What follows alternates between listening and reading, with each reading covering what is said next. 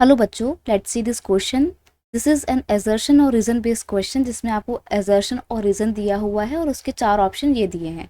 इन चारों में से कोई अप्रोप्रिएट ऑप्शन आपको चूज करना है। तो आइए पहले हम अपने assertion और रीजन को पढ़ते हैं।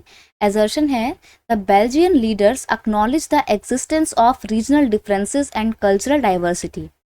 बेल्जियम के जो लीडर थे वो जानते थे कि उनके कंट्री में डिफरेंट कल्चर की डाइवर्सिटी है, यानी कि अलग अलग रीजन के अलग अलग कल्चर को मानने वाले कल्चरल डाइवर्सिटी वाले लोग रहते हैं, एग्जिस्ट करते हैं। रीजन है between 1970 and 1993 they amended their constitution for 4 times so as to work out an arrangement that enable everyone to live together within the same country. Reason दिया हुआ है कि 1970 से लेकर 1993 के बीच में इन लीडर्स ने अपने कॉन्स्टिट्यूशन को 4 बार अमेंड किया था, यानी कि 4 बार उसमें परिवर्तन किए थे ताकि सब लोग एक साथ मिलकर टुगेदरली एक कंट्री में रह सकें, ऐसे अरेंजमेंट बनाने के लिए। ठीक है, ऑप्शन आपके दिए हुए हैं। Both assertion and reason are true and reason is correct explanation of assertion।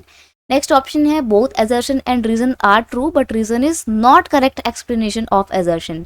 Next option है assertion is true but reason is false. और लास्ट ऑप्शन है assertion is false but reason is true.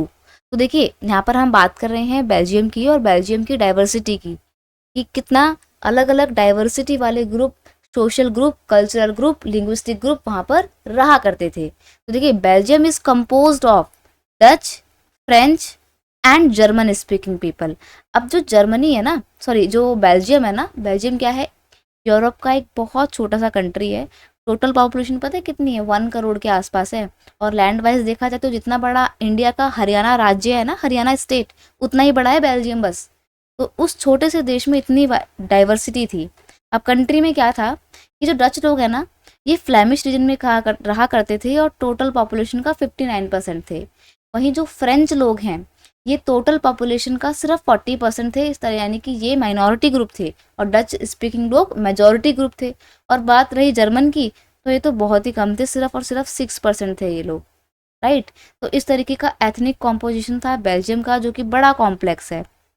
अब complex ethnic composition है तो क्या होगा, अलग अलग सोशल ग्रुप के बीच में लड़ाई होना तो लाजमी है। कॉन्फ्लिक्ट्स हो सकते थे और हो भी रहे थे, लेकिन लीडर्स को ये बात पता थी कि उनके कंट्री में रीजनल डिफरेंसेस हैं, कल्चरल डाइवर्सिटी है। तो जो ये ऑप्शन दिया हुआ है कि दे लीडर एक्नॉलेज दिस डाइवर्सिटी, ये बिल्कुल सही है। डाइवर्सिटी थी वो मैंने आपको बता दी कि कैसे कितना परसेंटेज था, पॉपुलेशन में कितना कितना शेयर था एक एक लिंग्विस्टिक ग्रुप का।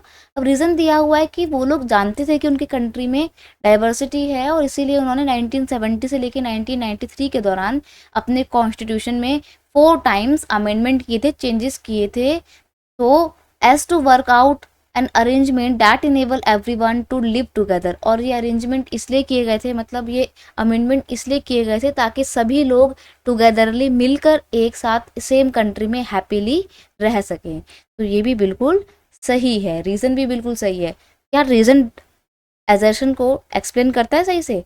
तो वो भी करता है। कैसे? कि देखो बेल्जियम के लीडर को पता था उनकी कंट्री में डाइवर्सिटी है जिसको कंसिडर करते थे वो लोग, और उनको एक साथ रखने के लिए उन्होंने कॉन्स्टिट्यूशन में अमेंडमेंट किए। तो ये बिल्कुल सही बात है और दोनों एक दूसरे से लिंक है, और जो रीज़न है वो assertion को ठीक ढंग से एक्सप्लेन भी करता है।